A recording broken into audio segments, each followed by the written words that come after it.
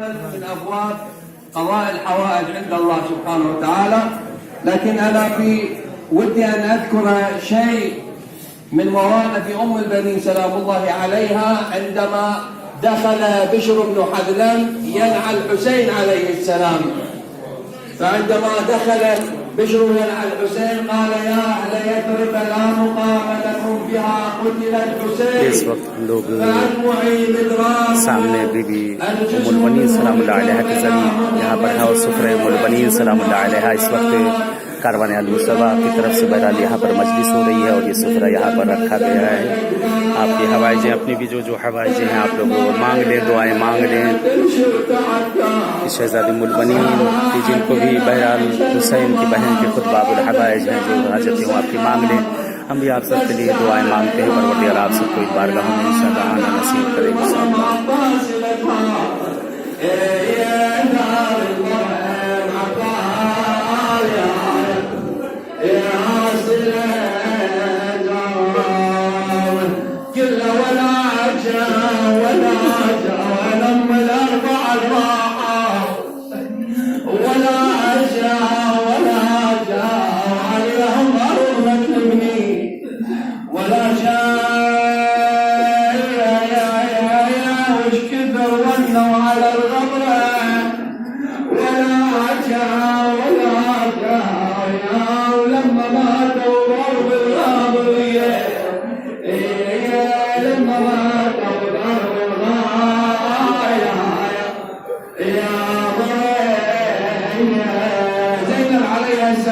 تلتقي بأم البنين عليها السلام من بعد رجوعها إلى المدينة.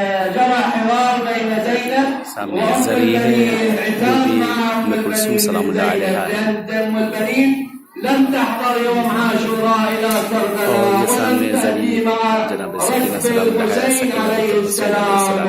يا أم البنين أعتي ويا حسين ما جيتي مو انت بدال امه خاف جنك نسيتي كان يصيح لك يمه يا يمه يا يمه كان يصيح لك يمه ويقول لك يا ضبيتي ام تعوف منها شلون قبلت ورميتي ضرب بكربلاء وحده وانت بعيد ضويتي يما عندي سرق الجبيه لابد وصل ودريتي باخر نفس صاحب سيه يما ومات عنيتي والله باخر نفس صاحب سيه يما ومات يا تعنيتي.